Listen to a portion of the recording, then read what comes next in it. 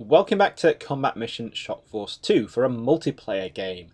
I'm defending the town of Al Hall as the Syrian army against Rujasu from the Few Good Men, whose name I probably aren't pronouncing correctly, and is attacking as the Dutch.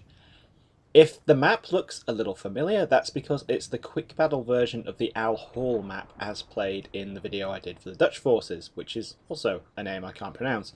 There are some significant differences though, and because it's an attack-defend instead of a meeting engagement, the focus on the battle is going to rest on different areas of the map, so even though it's familiar, it's still very different. I've got two minor objectives to defend, the West Bridge, which leads into the town in the centre, and the town objective, which is an urban area pretty much in the middle of the map. These are both worth 162 points. Then I have a major objective to defend as well, the North Bridge on my left, which is worth 325.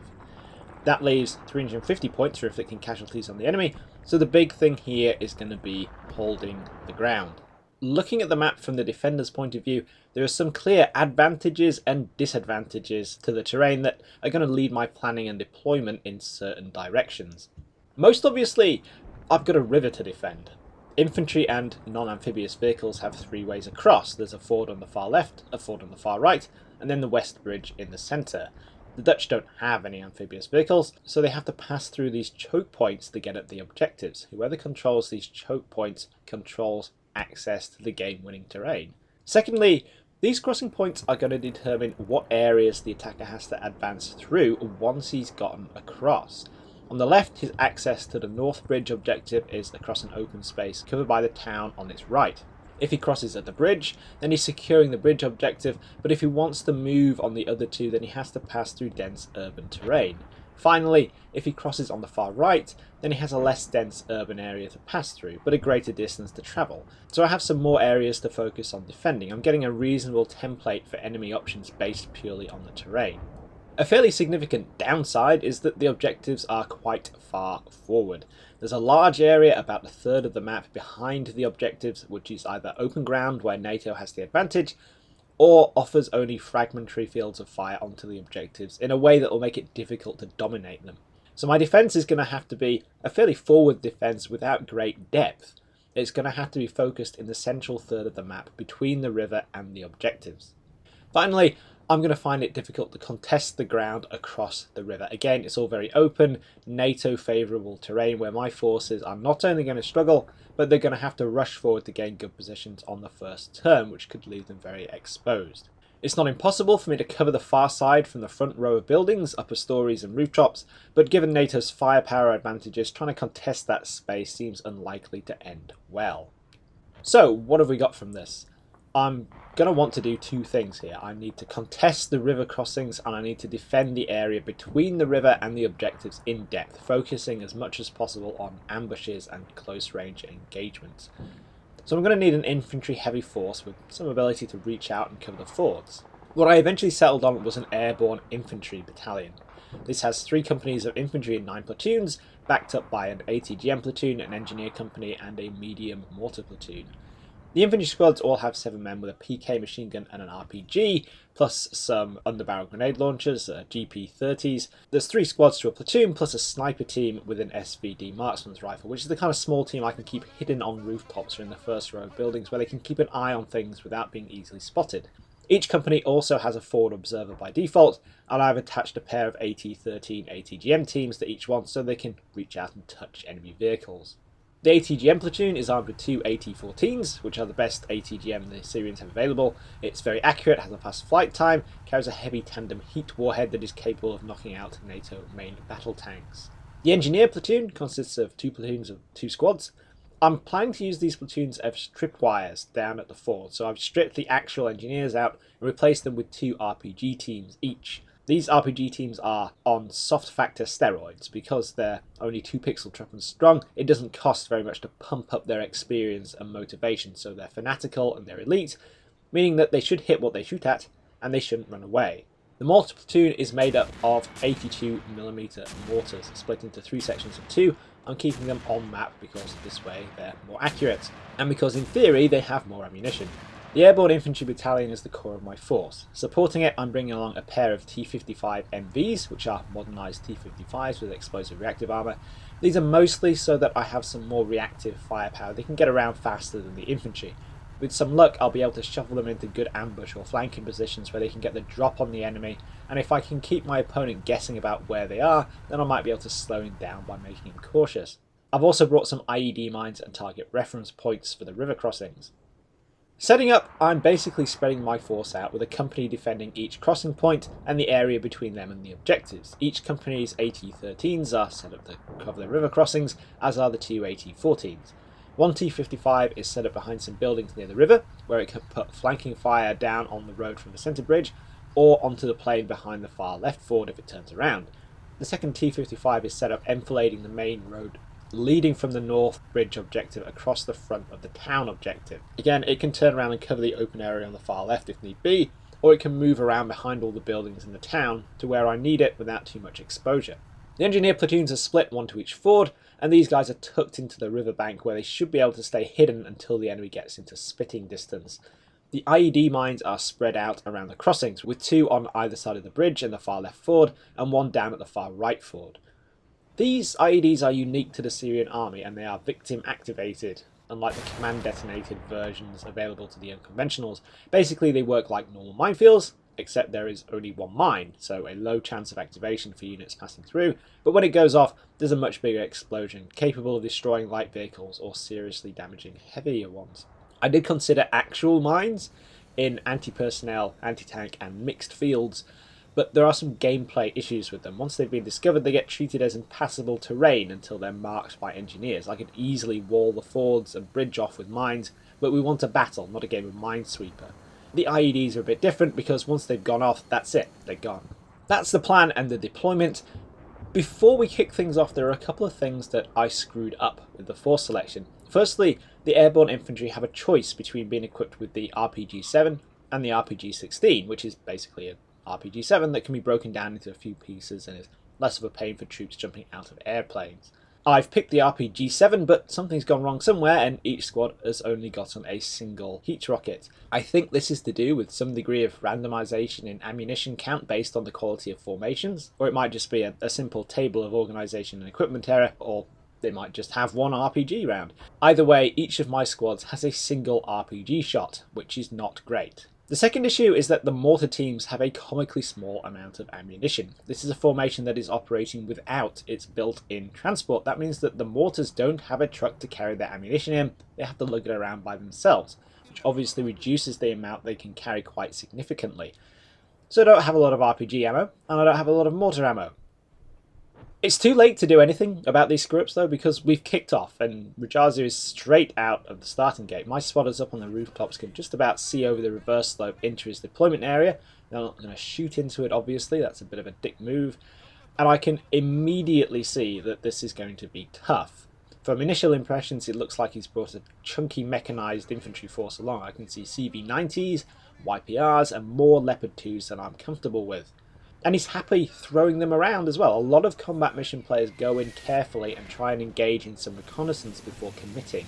This has its advantages, but Rujasu is getting stuck in straight away. He's rushing 2 YPRs at the centre and 1 off to each flank. This is actually so aggressive it's taking me a little off guard in the centre, where my troops are pulled back inside the buildings in case of any preparatory bombardment, and I've got to scramble to try and react. On the left, the scouting YPR rolls up to the ford where it blows away the platoon commander before being hit by an RPG on each side almost simultaneously. That's enough to write it off completely, despite the explosive reactive armour on the flanks. On the right, the YPR is spotted by one of the AT-13s, which gets a missile off.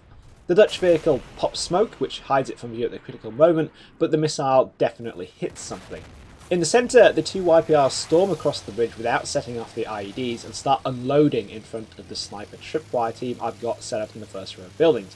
These gun down a few enemy pixel trucking as they disembark, and then all hell breaks loose as I remove the target arcs of my forward teams. The 2 YPRs are quickly RPG'd, and a Dutch team pushing forward is gunned down in the street. This is also violent that the surviving Dutch are overwhelmed and actually start trying to surrender. Of course, things quickly start to slide against my Syrian pixel truckmen.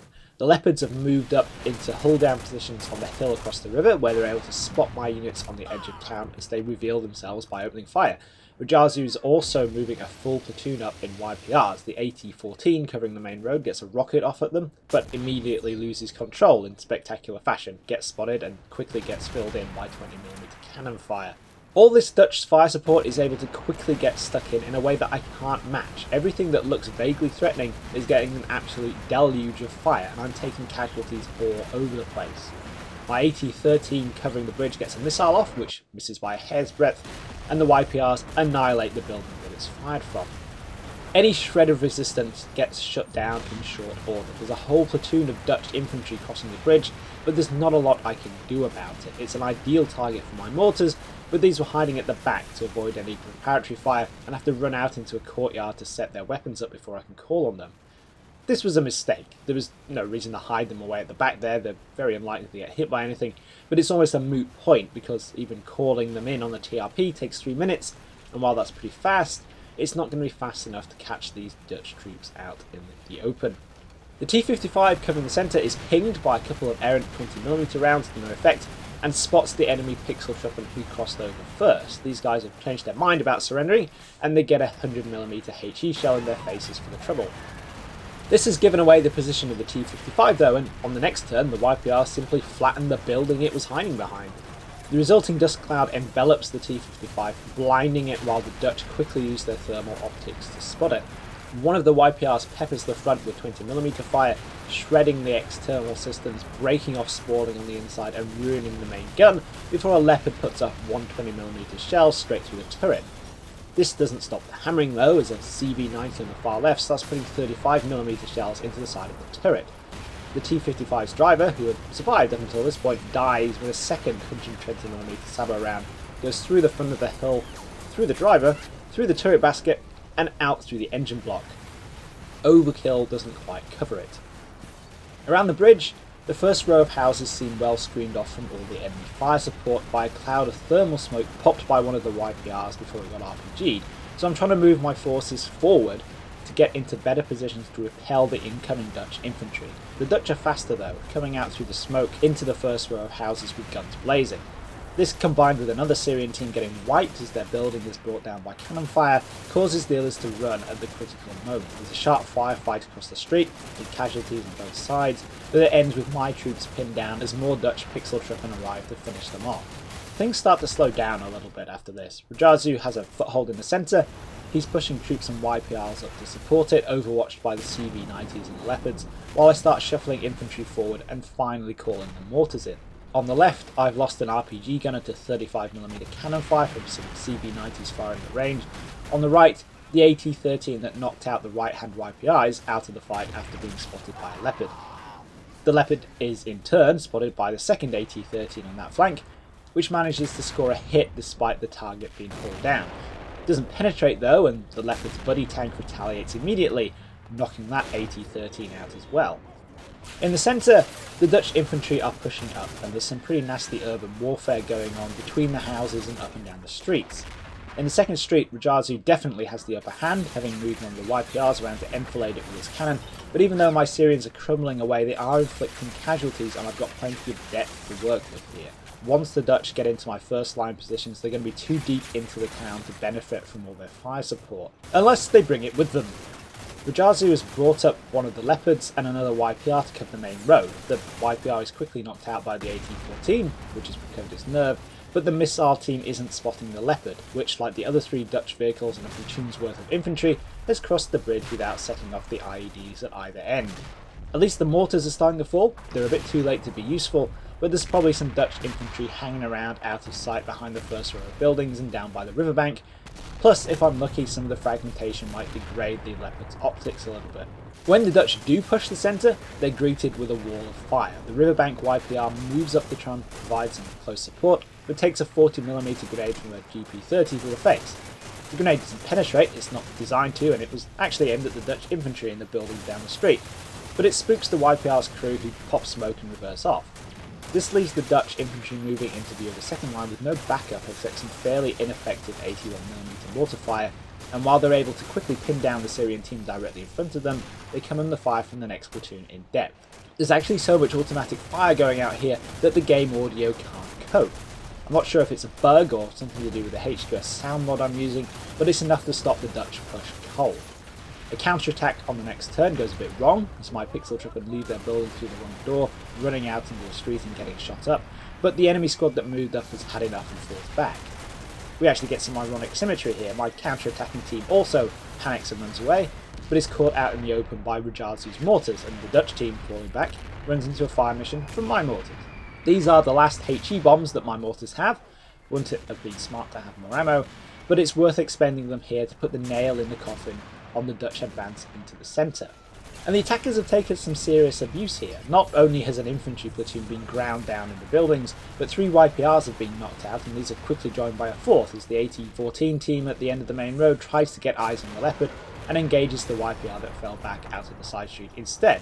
An AT-13 team in the centre nails a CB-90 across the river as a bonus, and the result of this is that the centre quietens down. It might be too tough a prospect to push the town itself on this axis of attack, but the Dutch have still secured the bridge objective and severely smacked around my Syrians. The centre settles into a messy stalemate. Despite a few efforts, I'm not able to get a toehold in the objective and contest it. The Leopard in particular is a tempting target, but trying to get an RPG into its flank doesn't go well. With the added aggravation, the Leopard reverses onto one of the bridge IDs and spends the rest of the game sitting on top of it without actually setting it off. That leaves the 2 fords as Rujasu's crossing options, and he's already been leading on the right-hand ford. The terrain here is better suited to the attack. The ford is screened off from the town by the riverbanks, and there's some high ground nearby that makes a good fire support position. The approach to the left ford by comparison is much more open, and while that means that the Dutch can bring their fire support to bear more easily, he's already lost 1 YPR there and seems to be slowly moving some infantry teams forward covered by TV-90s to take a closer look. On the right though, my suicide speed bump teams have already suffered some casualties. They're in the process of being mopped up. There's Dutch infantry all over them. The Syrians are tucked right into the riverbank though, and it's easy to miss them. They can't see very far forward, but when a Leopard moves to cross the ford, they're well placed to hit it in the flank and knock it out. The RPG team doesn't last very long after that, but I'm willing to swap a 30-point RPG team for a 500-point main battle tank. The team gets grenaded before the Dutch walk up and shoot them, but the last survivor of the platoon HQ, who apparently thinks he's some kind of Navy SEAL, manages to make a nuisance of himself for the rest of the turn until he's spotted and gunned down. At the same time as the Leopard gets RPG'd down at the ford, I've moved my second AT-14 team away from where it's covering the left flank to the top of a building where it can cover the Dutch fire support position on the right. This is risky because it's very exposed, but it'd be difficult to get the team into another useful position. I didn't bring any transport, and that launcher is heavy, which restricts the distance the team can quickly relocate. It pays off. They spot a Leopard and fly the missile into the side of the turret, scrapping the tank instantly and killing everyone but the driver, but the AT-14 launch is instantly spotted by another Leopard, and the crew are all killed by a 120mm HE shell before the missile is even hit.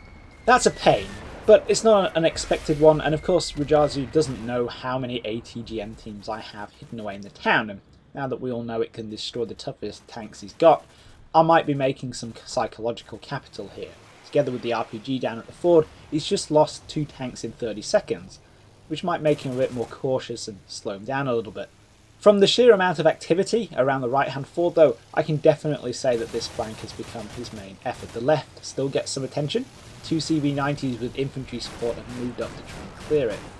But just like on the right, the suicide speed bump hiding on the riverbank is difficult to winkle out. Despite casualties, they managed to kill some Dutch pixel truppen, and one of the AT-13s in depth on the left destroys a CV-90. That's enough to make them back off, though not without gunning down my last RPG gunner as he puts his head up to try and hit the remaining CV-90. We get another period of quiet after this. Rujasu is making his crossing on the right where I can't see him, but I can reorient my defence a little to try and catch him when he moves up and make sure that my platoon on the far right is keeping its heads down ready to ambush the Dutch at the right moment. I'm also firing off the rest of my mortar ammunition on the TRP down by the ford. It's all smoke because the HE is all gone. Artillery smoke is theoretically capable of killing infantry. There's some white phosphorus in there, and obviously actually getting physically hit by a falling mortar bomb isn't very healthy, but the chances of it happening are ridiculously slim. It's more about burning off the ammunition so the mortar teams aren't carrying it around when I bring them forward for infantry work. There's no game mechanic to just dump it, or the mortar tubes for that matter, so it's best to fire it all off. Who knows, there might be some deception value in it. It might look like I'm about to counterattack. I'm not, but I am ready for Rujasu when he pushes up to the wall on top of the riverbank. I've shifted my surviving T-55 into the centre, where it can just about enfilade the slope from the keyhole position, and it manages to knock some of the Dutch infantry about before destroying a CV-90. I've got the commander opened up because the T-55's optics are terrible, and he can spot targets better that way. But the CV-90 was popping smoke as it moved up, I assumed to cover the infantry. The T-55 can't see through this, it has no thermal optics at all, and when it starts getting peppered with cannon fire in the next turn, it's time for it to pull back. At the same time, and just in front of the T-55, the remaining central AT-13 team misses a Leopard on the far bank and gets shelled for the trouble. On the right, the Dutch infantry is a bit too close for comfort and probably about as exposed as it's going to get, especially if their fire support is preoccupied with the T-55. So the far right platoon finally opens up. They get their 30 seconds of effective fire out, taking down a handful of enemy pixel truppen, and then the Dutch start firing back. The platoon is shut down, pinned down, and rendered ineffective before the turn is out. Over the course of the next 5 minutes, they're all getting shot in the back as they try to flee, or, if they're being sensible, they're throwing their weapons down and surrendering. I'm happy with that. An unsupported infantry platoon in an exposed position like this, with little support and literally 3 RPG rounds between them, was never going to last long under almost any kind of pressure. If they had had more ammunition where it mattered, if I hadn't run out of ATGM ammo and I could have supported them from the centre, if they were set on a TRP and I could mortar the whole area when they crumbled, if I had mortar ammunition left, and if there was another keyhole for the T-55 to shoot up the Dutch infantry, then they might have lasted a bit longer, or at least extracted more blood from the enemy before they disintegrated. But that's not how it panned out. Like I say, I'm happy swapping a platoon for a few casualties and some time. The clock is ticking. Next in the path of the Dutch juggernaut is the platoon in the park. These guys are, in theory, supported by the T-55, which is back in its original position, enfilading the road the enemy has to cross to advance. Unfortunately, the T-55 doesn't have the spotting ability or reaction time to deal with small groups of infantry rushing across the road, or, as it turns out, CV-90s and Leopards rushing across the road. This is pretty annoying, but that's just the way it is. It means that Rujasu's able to bring his fire support up to help him storm the park, but things suddenly start to get interesting. My pixel truppen in the park last a little longer than the last platoon, mostly because of the trees breaking up the line of sight and forcing some much closer engagement ranges, but also because it looks like there are fewer Dutch pixel truppen around to clear them out, and they might not have the stomach to punch the clock the way they have been up until now. I'm only seeing small teams moving up, and instead of sticking the firefights out, they seem more likely to fall back when they come under fire. Another indicator that something is up is that I'm actually seeing vehicle crewmen mixed in with the infantry. After a couple of turns of indecisive but messy skirmishing in the park, Rujasu commits his armour to close support. It's enough to turn the tide. I'm out of RPG ammo and my Syrians have no answer to a 60-ton steel beast parking in front of their building and pouring on machine gun fire, but it's a sure sign that the Dutch are in trouble here. The next platoon in line is set up on the edge of the town objective. We're in some denser urban terrain here, and the bulk of the defence is set up in the second row of buildings, where it's much harder for Rujasu to bring his support fire to bear. That means that the brunt of the fighting is borne by the Dutch infantry, and it's starting to look like they're on the ropes. They're getting shot up through the gaps between the buildings, and when they do get through into the first row of houses, they get the full fire of my troops in the second line. Most interesting though is when a Syrian marksman opens up on them. The marksman isn't supposed to be where he is, his buddy got wasted, he panicked and ended up in the house enfilading the road across which the Dutch are attacking. He manages to down one of the enemy pixel truppen and gets a few more shots off, but the interesting part is that the Dutch team with the casualty immediately goes to the ground. Earlier on in the battle, they would have simply gunned down the marksman and shut his house up. It looks like they're in a fragile morale state and they're running out of steam.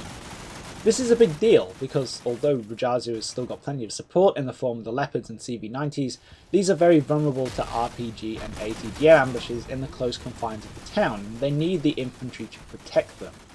He doesn't know that I barely have any RPGs and no ATGMs left, and we agree to a ceasefire. It takes a few turns for the ceasefire to come into effect, during which I pop the T-55 up to enfilade the road the Dutch are stalled on. This is a much worse idea than it sounds. A better quality tank might have done some damage, but the T-55 never spots anything and is promptly destroyed by a Leopard. The Leopard down by the bridge also goes off on a bit of a thunder run through the town, presumably just to see what would happen. It takes a penetrating RPG that doesn't seem to slow it down, but otherwise gets away with it. The game ends and it's a minor victory for the Syrians. I've lost 90 dead, 82 wounded, 20 of my Pixeltruppen have surrendered, and of course I've lost both of my tanks. Rujasu on the other hand has lost 74 dead, 35 wounded, he's got 1 man missing, and he's lost 2 Leopards, 6 YPRs and 4 CV90s. To add insult to injury, some of his intact vehicles are also immobilised. There's a CV90 up on the fire support hill that's stuck, and then a Leopard and a YPR down at the right ford. The really telling part of the after-action statistics, though, are the number of troops still able to fight. Despite losing 192 Pixeltruppen to all causes, I still have 161 going. Rujasu's lost 110 altogether, which is less, but he's only got 38 still kicking, and only 7 of them are actually infantrymen. The rest are all vehicle crews. In other words, despite taking heavier losses, I've actually come off better in percentage terms. About 74% of the Dutch are out of action, while I've lost 54%. That makes the point score 202 to 184 to me in terms of casualties, which is pretty even. The deciding factor is the objective points. The town objective is contested, we've both got troops inside it, so no one gets any points for that one. Rujasu holds the West Bridge objective, so he gets another 162 points for that, but I've got the major objective, the North Bridge, which is worth 325. That makes the totals 527 for me and 346 for Rujasu. So although the Syrians have come through, it's pretty damn close. Overall, this was a fantastic game, and a massive hats off to Rujasu for getting stuck into it the way he did, not just on the battlefield but also with the turn rate. It's fairly standard for play-by-email games to trickle by at a rate of about a turn a day.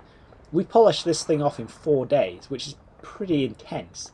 Like I say, a close battle, but one that also proves that the Syrians can come out on top against NATO in the right circumstances. It's very much doable on the defence with suitable terrain and a little time pressure for Blue 4. We had an hour-long time limit on this one. In fact, it wasn't only doable, but given the result, actually fairly balanced. With only a few different decisions in the force selector on the battlefield, this one could easily have gone the other way. That's that though. Hope you all enjoyed this one, guys. Don't forget to comment, rate and subscribe, and I'll catch you in the next video.